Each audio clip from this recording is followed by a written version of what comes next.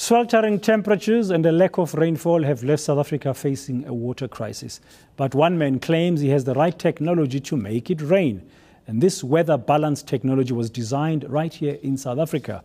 We're joined by the Chief Environmental Researcher at Weather and Rain Balancing Technology. That's David Masterton. David, good morning. Thank you very much. Morning. We've seen different faith-based leaders yesterday in Pretoria praying for divine intervention. Right. But you are suggesting that there could be some solution here using some ancient, let's call it that, technology. Tell us about it. Yes, absolutely, Dan. This is an ancient tradition that comes from India. It's between 5,000 and 10,000 years old. And it's derived from the old ancient Indian classical music, which, if anybody understands what Western classical music is, there's quite a structure and a science to it. Well, Indian classical music has 2 scales more than Western classical music, so it is a very complex system.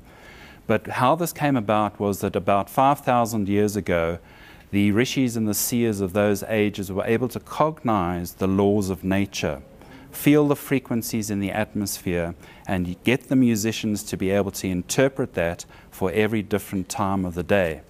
And that is part and parcel of what the Vedic society in India was about, very much similar to what we have in Africa with all the many different rain-making techniques and rain-making traditions. But yes? Do they still use it in India? They're using it partially, like everywhere else, like in Africa here too. It is certainly a form of music which is very cultural and played locally in... I'm just trying to work out in my head, how does music cause it rain? Well, okay, everything in life, in creation, is frequency and vibration. The classical Newtonian scientists may not agree with me on that, but I think now after 400 years of that form of just objective analysis and verification of life, we've come to a point where we have to scale up to the next level of intelligence, and that is quantum physics. And quantum physics says that everything is frequency and vibration and energy. So in other words, everything affects everything else. Okay, at a simplistic level, this music type, this classical music type from India, you play it at a particular frequency. Yes. That frequency then connects to the frequency that makes clouds and rain, sort of. Is that at the simplistic level? Yes, that's what can be said. Have you seen this work? I've been testing it, Dan, for 24 years. I've always had a regular job, but when this came out in the organization that I belonged to 24 years ago, I was so intrigued with it, I thought this can't be for real. I have to go and test it.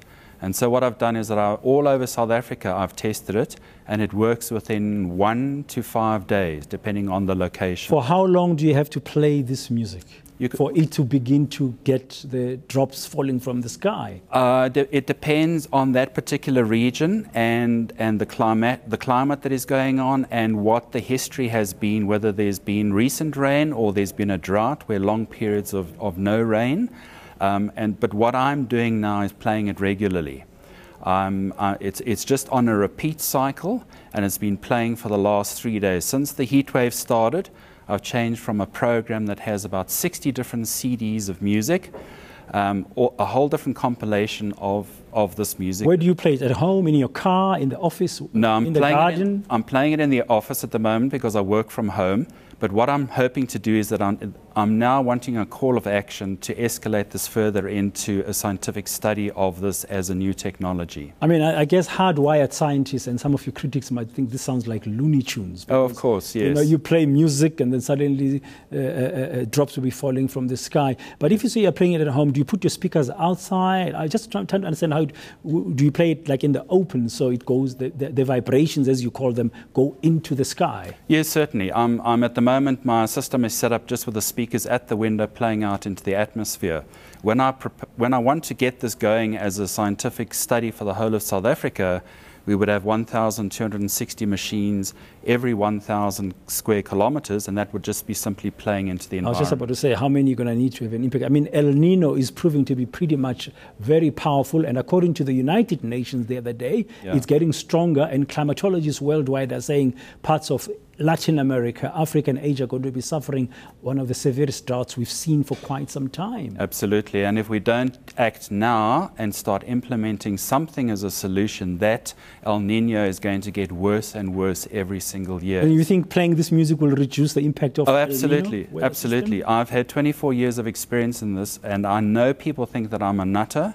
But I'm now at the point where I'm stepping up to the plate and saying to everybody, I want to actually demonstrate this and prove it for you. Is anybody listening to you in South Africa? Not at the moment. Prior to going to work in England in 2012, I'd spent about 4 years part-time running around between Department of Agriculture, Water, Environment and Water Commission, and didn't get an ear from anybody there. They didn't think that. Do you think the time is ripe now as people are scrambling for interventions? Absolutely. We see faith-based organizations yesterday praying for rain, looking for divine intervention. Absolutely. Do you think somebody might be more willing to listen to your weather balance technology now? Yes, absolutely. Absolutely. The time is right now to move with this. Okay, I'd never heard of this before. Very interesting. Well, good luck, David. We'll watch this space because currently all of us in South Africa today need the rain. Thank you very much indeed. That's the Chief Environmental Researcher at Weather Balance Technology, David Masterton.